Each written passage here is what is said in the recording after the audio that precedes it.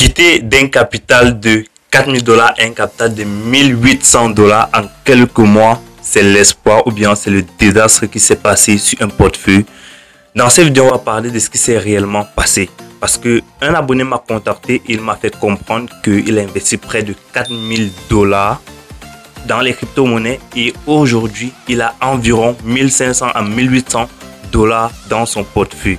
On va essayer de comprendre son histoire, décrypter ensemble ce qui s'est réellement passé et je vais apporter mon point de vue et surtout, il a commis des erreurs que forcément, toi qui regardes cette vidéo, tu peux commettre et on va essayer de rectifier tout cela dans cette vidéo. S'il regarde cette vidéo, il faut qu'il prête vraiment attention parce qu'il va essayer d'apporter beaucoup de notifications et surtout de souligner les pièges dans lesquels il est tombé. Alors salut, c'est la première fois que je tombe sur ma chaîne. Moi c'est Cédric, ça fait 7 ans que je suis en technologie et 3 ans que je suis en crypto-monnaie. Alors abonne-toi pour ne rien rater des prochains sujets. Tout de suite on passe dans le vif du sujet.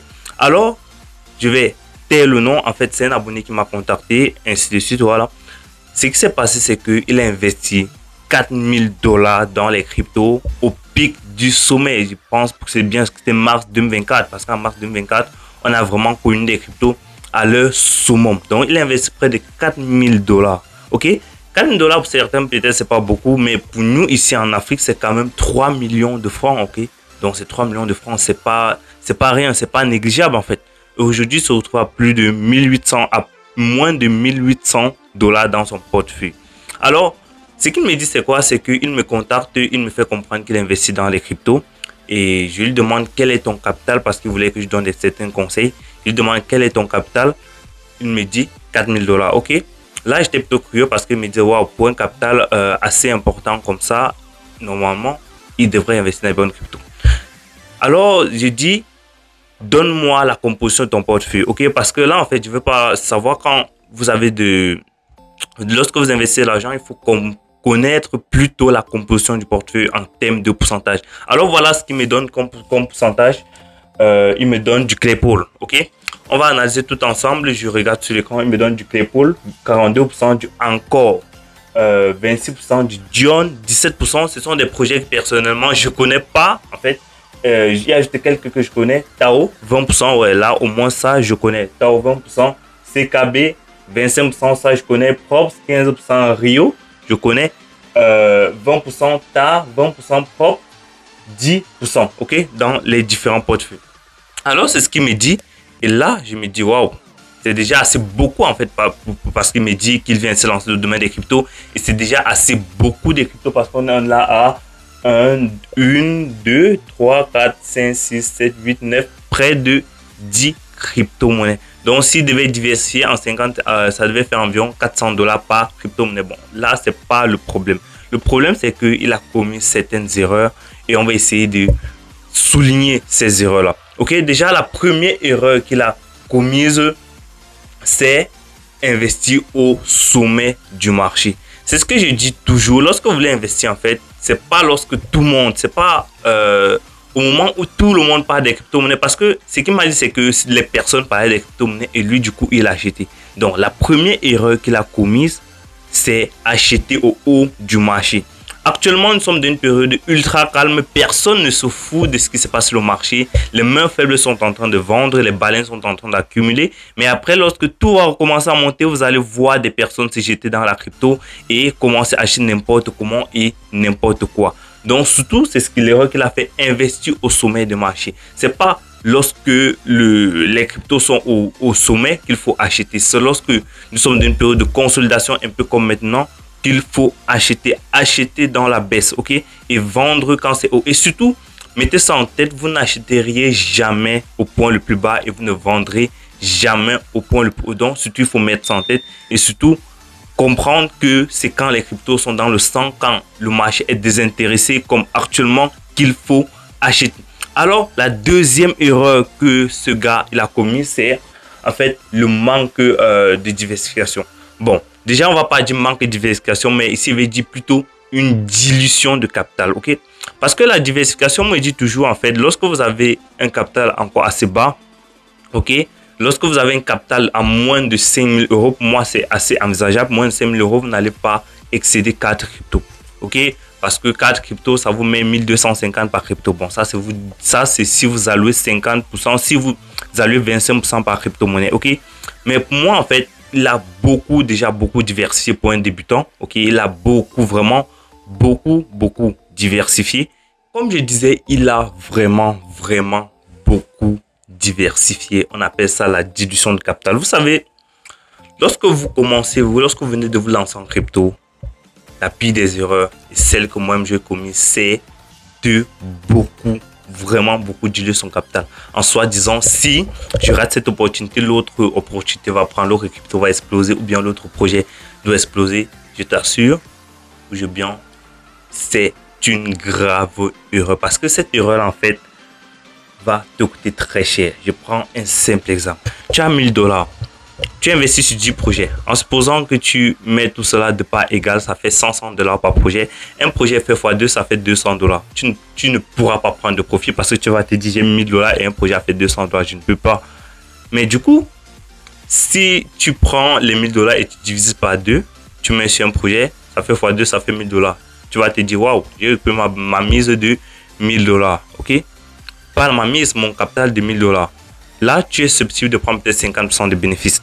Alors, qu'est-ce qui s'est passé? C'est parce que à un moment, dans ton cerveau, tu vas te dire, j'ai mis 1000 $ et là, je gagne juste 100 $. Donc, ton cerveau va se dire, non, on va atteindre les 1000 $. Bon, donc, on appelle ça les biais psychologiques. Je ne vais pas entrer plus dans les détails parce qu'il y en a tellement, ça fera le sujet d'une autre vidéo. Mais dans les commentaires, si tu veux que j'aborde un sujet qui parle de cela et j'apporterai plus de notifications ou bien plus de connaissances, plus en profondeur sur ce sujet-là. Donc, en fait, c'est ton cerveau qui va se dire 100 $, c'est petit parce que j'ai mis jusqu'à 1000 $ et là, ça me rapporte juste 100 $. Alors, notre gars, il a mis 4000 $ sur 10 crypto-monnaies.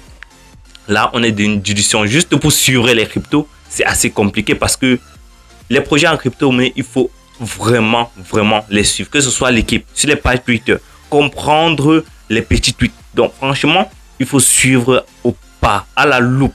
Savoir vraiment renouer toutes ces données pour suivre son projet. Et c'est assez difficile lorsque vous avez 4, 5 projets. Imaginez alors 10 et en plus pour un débutant.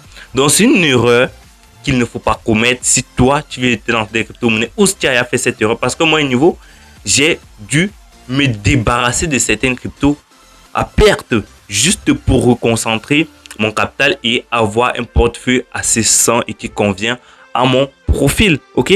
Donc, franchement, il faut comprendre cela. Alors, le troisième point où notre gars, il a vraiment fait gaffe, c'est au niveau des connaissances. Parce que lorsqu'on vient se lancer en crypto, surtout, j'ai dit beaucoup cette phrase, on a tendance à acheter beaucoup de projets parce qu'on ne les connaît même pas déjà. Notre gars, on lui a demandé, ce qu'il m'a dit, c'est qu'il achetait des projets parce qu'il entendait parler.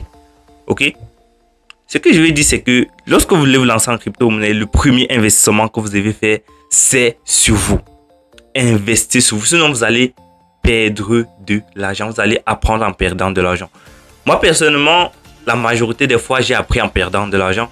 Heureusement, ce n'était pas des grosses sommes. Donc, ce n'était pas des sommes qui pouvaient m'affecter psychologiquement. Donc, vraiment, formez-vous. Lorsque vous voulez investir dans un projet, regardez s'il est dans le bon narratif. Si c'est crypto, en fait, il a des narratifs de layer 1.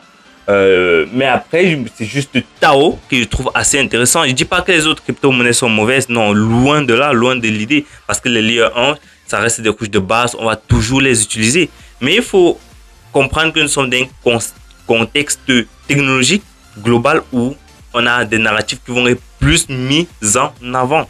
Tels que l'intelligence artificielle, les real world assets, les processeurs décentralisés. Donc, il faut plus capitaliser là-dessus parce que actuellement on a vraiment beaucoup de tokens.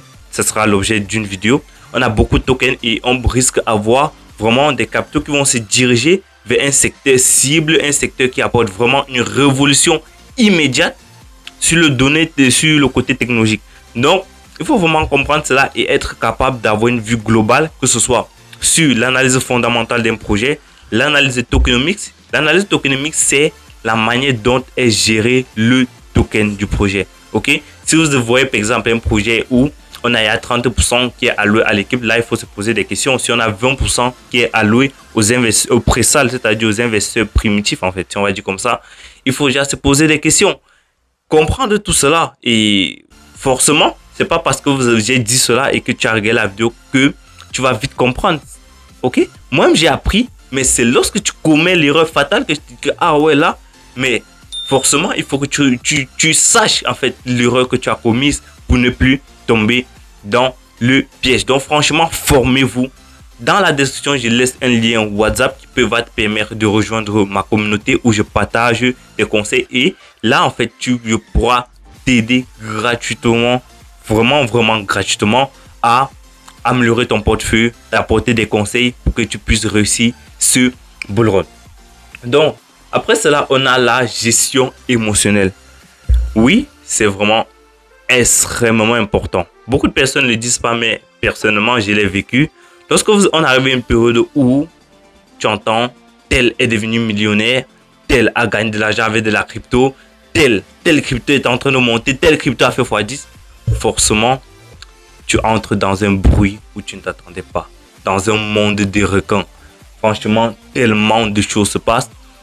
Et la seule chose qui est en tête, c'est de gagner de l'argent. Ok? Et tu vas sur n'importe quel projet qu'on te dit, ah oui, regarde la chatte, là, il a fait x5, il peut encore faire x15. Mes frères, c'est fou ce que je vais dire, mais pour moi, ça reste encore un mythe. Je ne dis pas que les cryptos ne vont pas faire x20. Je ne dis pas que les cryptos ne vont pas faire x15. Mais il faut comprendre et avoir une stratégie d'investissement. Le marché, en fait, va arriver un moment où on aura vraiment la masse qui va entrer sur le marché. Les institutionnels ou bien les médias de masse qui vont dire, ah oui, Bitcoin va atteindre les 200 000 $, les 300 000 $. Je dis pas que c'est pas possible, hein, mais je suis juste dans un contexte, en fait. Donc, il va y avoir une propagande, on va voir la masse qui va arriver. Là, même si ton portefeuille a fait x3, mes frères, il faut vraiment switcher et prendre des bénéfices. Ok? Parce que on a nos objectifs là, mais le marché nous donne ce qu'il nous donne et on prend ce qu'on prend, en fait. Moi, personnellement, j'ai un objectif de faire un x10. Mais si à un moment donné, je suis à x100 et que le marché, ça pue vraiment de la merde, mes frères, je sors du marché. Ok? Et l'autre point où notre gars, il a fait une erreur, c'est au niveau de l'investissement une seule fois. L'investissement unique. Lorsque vous voulez acheter de la crypto, je ne vais cesser de le dire parce que personnellement, c'est la méthode que j'utilise et c'est ce qui m'a permis de lisser au maximum mon coût d'achat sur mes crypto-monnaies. Il y a des crypto-monnaies où j'ai lissé mon coût d'achat de près de... J'ai divisé mon coût d'achat de... Vous divisez par 2, d'autres par 3. Donc, c'est vraiment un outil extrêmement puissant. C'est le DCA. Dollar Cost Average. C'est une technique qui va te permettre en fait d'acheter des crypto-monnaies régulièrement. Ok? Même si tu as un capital, n'investis pas une fois. Si les cryptos montent, tu achètes. Si les cryptos baissent, tu achètes. Et ça permet de lisser ton coût d'investissement. Donc du coup, si notre gars, il avait commencé à investir peut-être 1000 $ ou bien 2000 $ et il avait lissé au fur et à mesure, vous voyez que ses coûts d'achat ou bien son coût moyen d'achat devait être lissé au maximum et il ne devait pas perdre assez comme ça. Donc, il faut réellement intégrer cela dans votre stratégie et surtout comprendre et avoir une stratégie, comprendre votre stratégie, les indicateurs. Vraiment, je ne vais pas entrer dans ces détails-là dans cette vidéo. J'en ai fait des tonnes de vidéos qui parlent des indicateurs et j'en ferai, je vais continuer à en faire. Ok? Surtout, merci pour la force que vous me donnez sur la chaîne. Allez, on attend les 1000 abonnés. Alors, dans cette vidéo, il était question de parler de notre gars qui a investi 4000 $ et aujourd'hui, il se retrouve avec un capital de près de 1500 $. C'est triste, mais ça arrive. Surtout, il faut retenir que les erreurs, tout le monde en fait. Ok? Et qu'à un moment donné, côté émotionnel, c'est vraiment fort. Et il faut savoir limiter le bruit. Moi, personnellement, je fais toujours des erreurs. Ce sera vraiment fou de dire que je ne fais plus d'erreurs. Je fais des erreurs. Aucun influenceur ou bien aucun youtubeur conscient ne vous dira qu'il atteint le summum de la connaissance et qu'il ne fait plus d'erreurs, que c'est un dieu dans l'investissement. Non. On apprend tous les jours. Même cette année, j'ai fait des erreurs. Il y a des projets dont j'ai parlé et qui sont morts. J'y croyais, j'ai perdu de l'argent. Donc ça arrive. Mais ça ne veut pas pour autant dire que nous sommes un mauvais investisseur. Il faut juste parfois se remettre en question. Les erreurs que j'ai citées en fait vous allez peut-être regarder cette vidéo actuellement. Si vous n'avez pas encore commis ces erreurs, vous n'allez pas comprendre. C'est lorsque vous allez commettre l'erreur en fait que vous allez vous rappeler qu'un jour vous avez vu une vidéo qui parlait de ça. Et là, c'est où ça va être gravé. Parce que moi, j'ai perdu de l'argent sur certains projets où j'avais des connaissances sur les erreurs que j'ai commises. Mais c'est une fois l'erreur commise que je me suis rendu compte que, ah oui, il y avait ça que je n'ai pas vérifié. Il y avait ça que je n'ai pas vérifié. La tokenomics n'était pas assez bonne.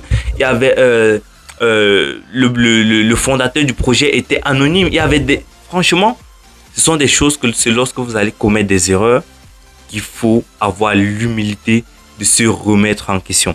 Allez, on se retrouve à la vidéo prochaine pour parler d'autres sujets assez cruciaux. Merci. Ciao.